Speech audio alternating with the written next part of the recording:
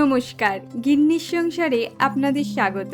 ঝালমুড়ি বানানোর জন্য আমি প্রথমে কড়াইয়েতে একটু সর্ষের তেল দিয়ে দিলাম গোটা জিরে ফোড়ন, দিয়ে দিচ্ছি একটা পেঁয়াজ কুচি। পেঁয়াজটাকে ভাজবার খুব লাল করে কোনো প্রয়োজন নেই, সামান্য শুধু একটু নাড়িয়ে নিলেই হবে।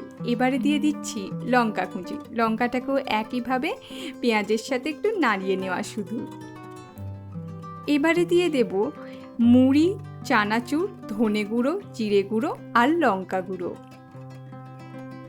আমি এখানে 2 কাপ মুড়ি নিয়েছি, তার সাথে একটা পেঁয়াজ। সমস্তটাকে ভালোভাবে মিশিয়ে নেব। গ্যাসের ফ্লেম পুরো রান্নাতেই আস্তে থাকবে।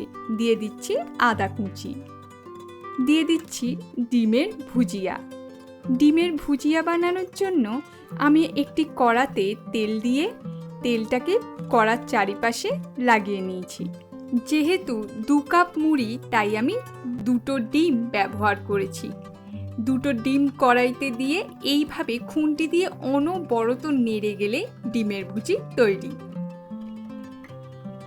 এবারে ডিমের ভুজিটাও মুড়ির সাথে ভালোভাবে মিশিয়ে নিচ্ছি। মুড়িটা দেওয়ার পর কিন্তু বেশিক্ষণ গ্যাসে বসিয়ে রাখা যাবে না।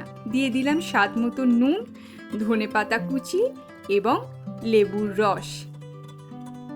এবারে সমস্ত কিছুটাকে আবার ভালোভাবে মিশিয়ে আমি পরিবেশন করে দিচ্ছি। পরিবেশনের সময় ওপরে ছড়িয়ে দিচ্ছি টমেটো কুচি।